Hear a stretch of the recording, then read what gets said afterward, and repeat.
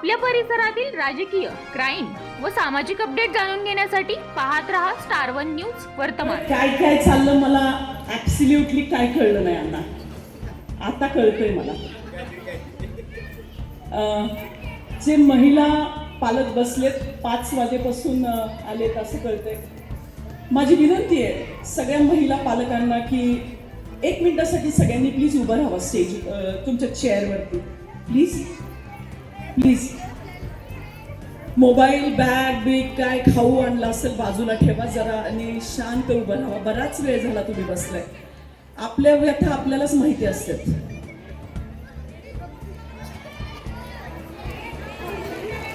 Please तुम्ही बसा बसा. बराच वेळ झाला आलाय. I request all the students shut your mouth and fold your hands. I request all the students fold your hand and shut your mouth. हाताची घडी आणि इथं सांगतो करतो बघतो असं नाही. करणारा माणूस, आपला माणूस, कामाचा माणूस. टेंबू योजनेचे जनक, कार्यसम्राट, दमदार पाणीदार आमदार श्री अनिल भाऊ खंजीराव बाबर म्हणजे सगळ्यांचे लाडके भाऊ. त्याचबरोबर सौ शोभा काकी अनिल भाऊ बाबर ज्यांना सगळे प्रेमाने काकी म्हणतात. मी माझ्या सासूबाईंना आईसाहेब म्हणायचे. मी प्रत्येक व्यासपीठावर म्हणायला चालू केले की देव कसा असेल तर विचाराल तर मला माहित नाही देव कसा असतो. देव कसा असतो माहितीये का हो कुणाला? पण माणसातला देव कसा असतो विचाराल तर माझ्या आईसाहेब आणि भाऊंसारखा असतो. माझ्या विठू रुक्माई सारखा असतो. अशा विठू रुक्माईला स्मरण करून आज भव्य दिव्य असं विटा नगर परिषदेच्या प्रांगणात जे लहान मुलांचं तुम्ही सर्व शाळा एकत्रित करून जे गॅदरिंग आयोजित केलं त्यासाठी व्यासपीठावर उपस्थित असलेल्या विटा नगरपालिकेच्या प्रथम नागरिक सौ काजल काकी मेत्रे, त्याचबरोबर त्यांची एंटायर टीम तुम्ही व्यासपीठावर बघत असाल. सगळ्या रणरागिणी सगळ्या आहेत, सगळ्या नगरसेविका, त्याचबरोबर सगळे नगरसेवक राजेसाहेब आहेत आमचे. प्रथमतः मी बाबर कुटुंबियाच्या वतीनं तुमचं खूप खूप अभिनंदन करते आणि मनापासून आभार मानते.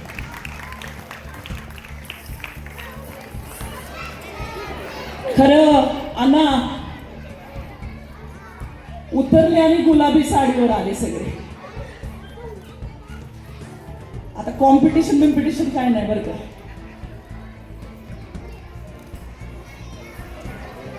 खरं हाच संवाद साधायला जर मला शाळेत दिला असता चांगलं झालं असतं. हा टाइम जो तुम्ही निवडता प्रमुख पाहुण्याचा, सोन्याला जसा कस लागतो ना तसा पाहुण्याला कस लागतो. सगळं बोलायचं असतं. समोर कालवा चालू दिसतोय तुम्हाला. आता बोलावं तरी अडचण आणि नाही बोलावं तरी अडचण. आता जास्त बोलली तर म्हणाल लय बोलती ही, आणि नाही बोलली तर म्हणाल हिला काही येतं का नाही बोलायला. म्हणजे येणाऱ्या प्रमुख पाहुण्याला फार पेचा टाकताय ना तुम्ही. असो, अजून एक कौतुक करायचंय मला. काल याच प्रांगणात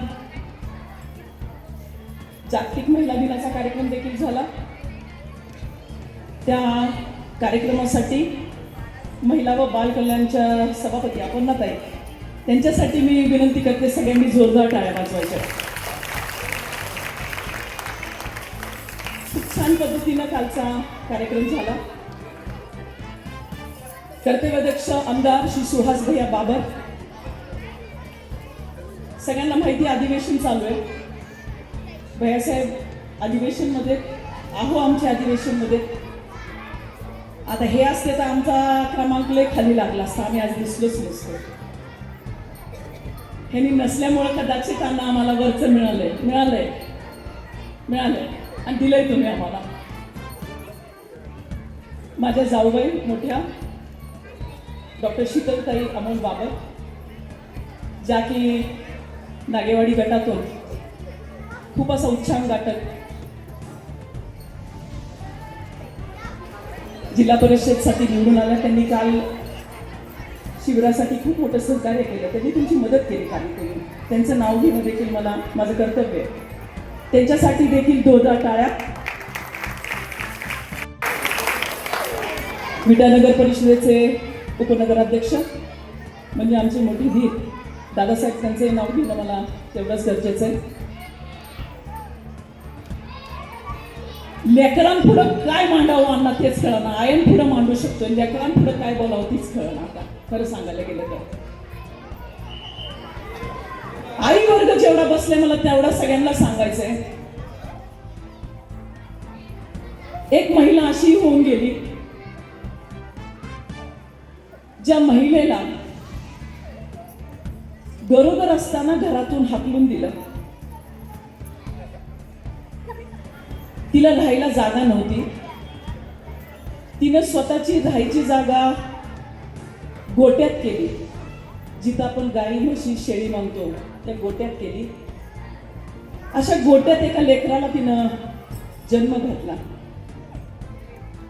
जिला आपल्या लोकांनी अनाथ केलं, ती अनाथांची माई झाली. अशा आपल्या सगळ्यात असणाऱ्या स्वर्गीयवासी सिंधुताईजी सपकाळ यांचं स्मरण करणं फार गरजेचं आहे. खूप सारी उदाहरणं आहेत महिलांच्या बाबतीत सांगायची झाली तर. मला महिलांमध्ये जेवढ्या बसल्यात मेकअप करत असतील, ऑनलाईन ऑर्डर करत असतील, प्रत्येकाच्या मोबाईलमध्ये नायका ॲप असेल. नायका NYKAA नायका. किती जणांच्या मोबाईलमध्ये ॲप आहे नायकाचं? जरा हात वरती करा. महिला ज्या मेकअपमध्ये इंटरेस्ट असतो, लायनर्स, फाउंडेशन, ब्लशर्स, ज्या 50-60 मध्ये समाजानं एक बांधलेलं धोरण आहे. सांगितलं जातं की आजी झालाय आता घरी बसा.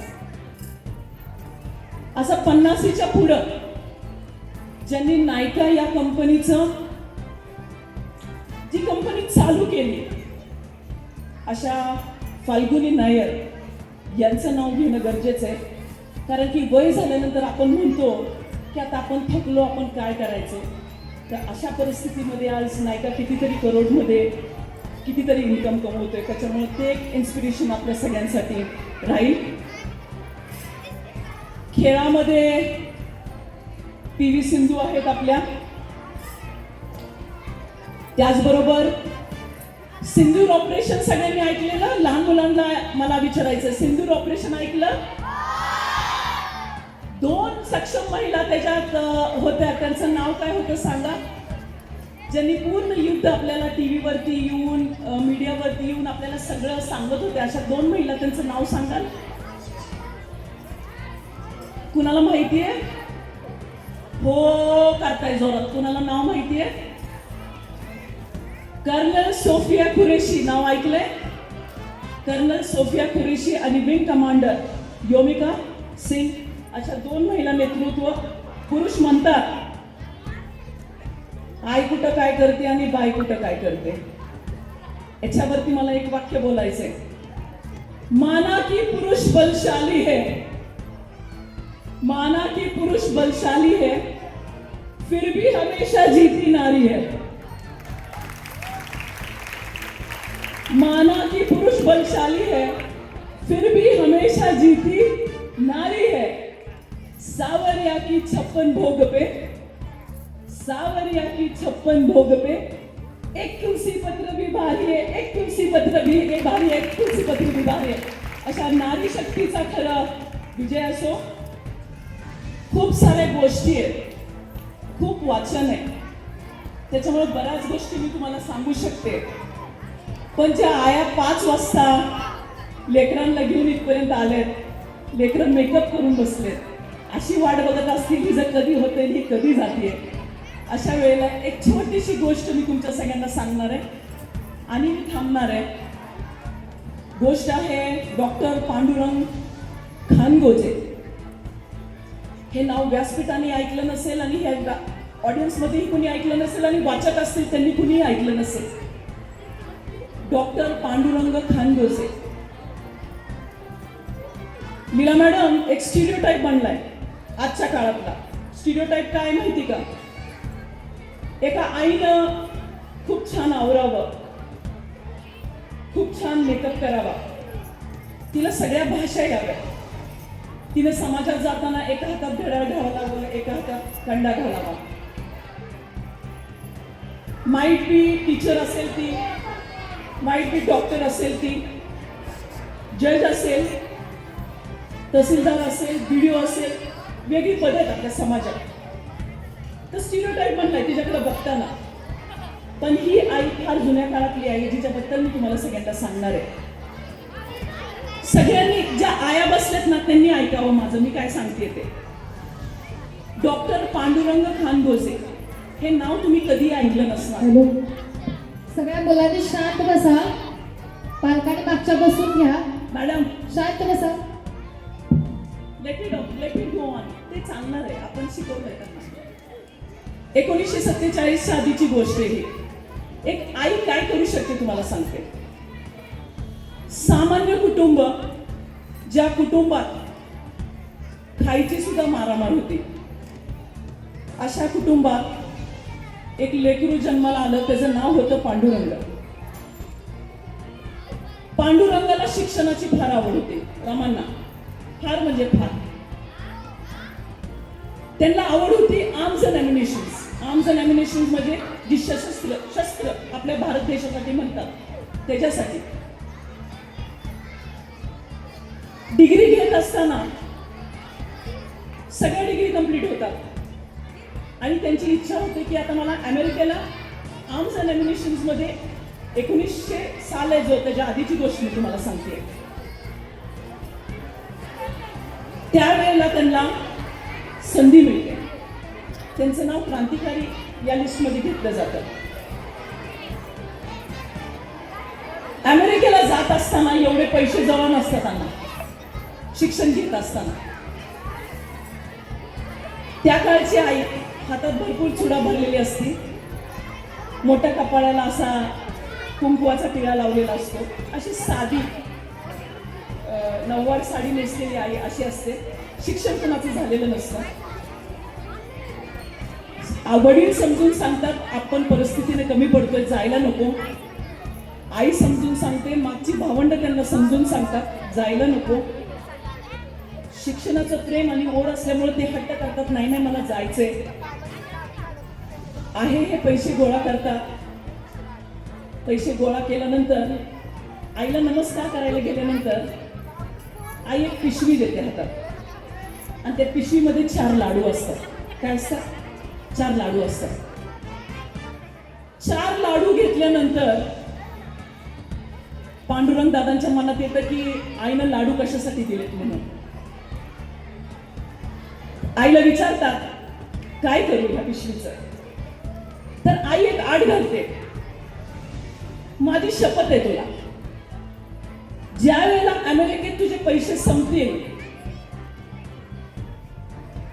त्यावेळेला तुला, ज्या वेळेला शेवट आहे की आता काहीच नाहीये समोर, त्यावेळेला हा लाडू तू खायला घेऊन. पांडुरंग उच्च शिक्षणासाठी अमेरिकेत जातात. आहे एवढ्या पैशात ऍडमिशन होतं, राहायची सोय होती, सगळं होतं. एक दिवस उजाडतो, जवळ काही सुद्धा नसतं. रडू येतं अमेरिकेत. आई मुंबईत असते, वडील मुंबईत असतात. रडू आल्यानंतर त्यांना आठवतं की आईनं सांगितलंय की ज्या वेळेला तुला शेवटची गरज असेल त्यावेळेला तो लाडू तू काढायचा. त्यावेळेला रडत रडत डोळे पुसत लाडू खायला चालू करतात. लाडू खायला चालू केल्यानंतर दाताखाली कचकन त्यांना काहीतरी लागतं. तर लाडू पूर्ण फोडल्यानंतर त्यात एक सोन्याचं नाणं असतं.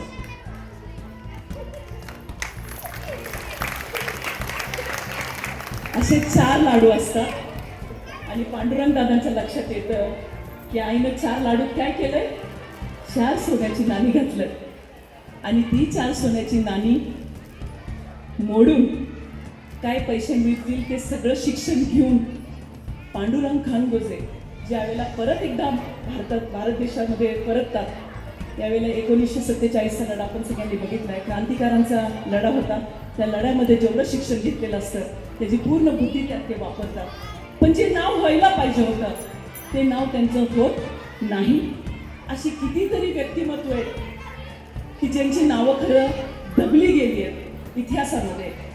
आणि मी जे काय बोलतीये, अपराजिता म्हणून एक पुस्तक आहे. मला पुस्तक वाचन करायची फार सवय. लीला मॅडम आमच्या माहिती आहे, मी नेहमी काहीतरी नवीन नवीन सांगत असते. तर मेजर मोहिनीकर यांनी लिहिलेलं ते पुस्तक आहे. खरं त्या पुस्तकात बऱ्याच असे क्रांतिकारी आहेत की त्यांच्या गोष्टी लिहिलेल्या आहेत. अजून एक पुढे जाऊन एक छोटीशी गोष्ट सांगते आणि थांबते, भरभर उरकते. एक छोटंसं गाव असतं. छोट्यांनो शांत बसा प्लीज. एकच मिनिट आहे फक्त, एकच मिनिट सांगणार आहे. एक छोटा मुलगा असतो.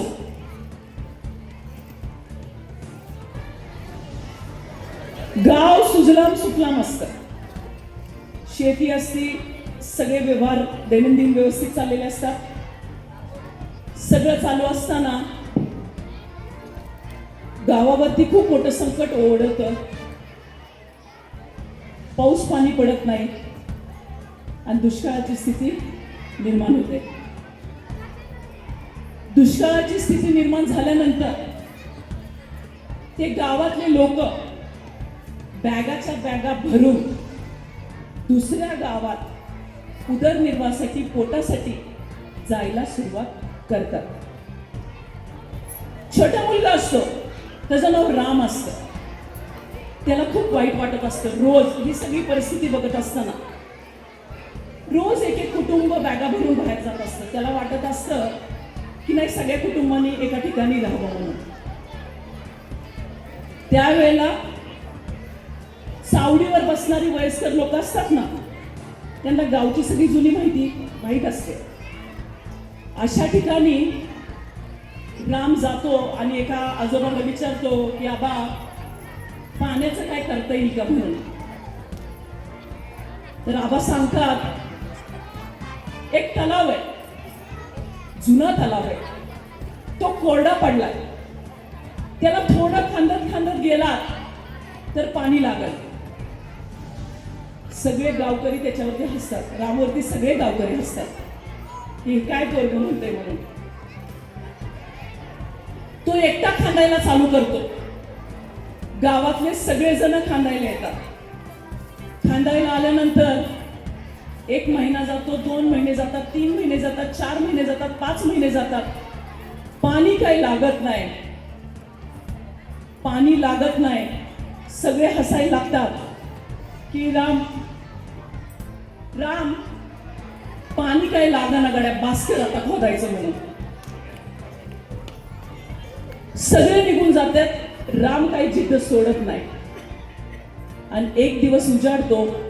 1 वर्षानं त्या तलावाला पाणी लागतं. What I want to tell you all is, what is the moral of the story? What is the moral of the story? काय moral स्टोरीचं? Never give up. कधी आशा सोडायची नाही. इव्हन व्यासपीठावर जेवढे सगळेजण बसले, जेवढे सगळेजण मला ऐकतायत, तेवढ्या सगळ्यांना मला सांगायचंय, नेव्हर गिव्ह अप. आणि असंच काहीसं माझ्या लाडक्या भाऊंनी केलं, ज्यांनी बऱ्याच जणांनी त्यांना हिणवलं की दिवा स्वप्न दिवा स्वप्न दिवा स्वप्न. दिवा स्वप्न नव्हतं, दिव्य स्वप्न करून दाखवलं. 1.25 टप्पा टेबू योजनेचा पूर्ण केला आणि त्यांनी करून दाखवलं. वेळोवेळी चेष्टा झाली, सगळं झालं, पण त्या माणसानं शेवटपर्यंत आपली जिद्द, आपलं देह सोडलं नाही.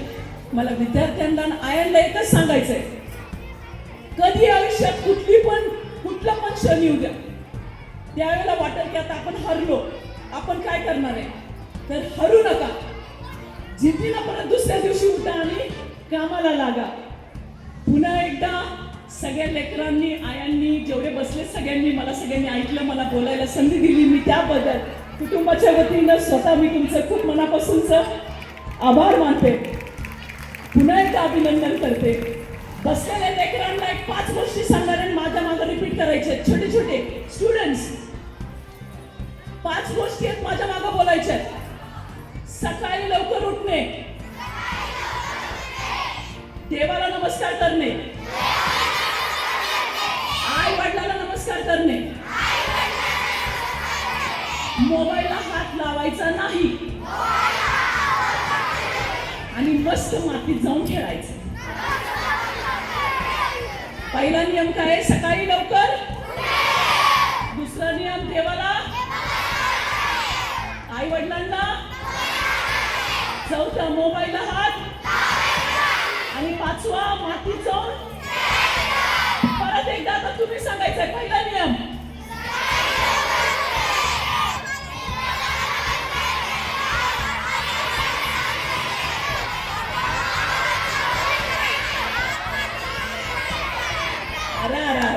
काय लावलंय.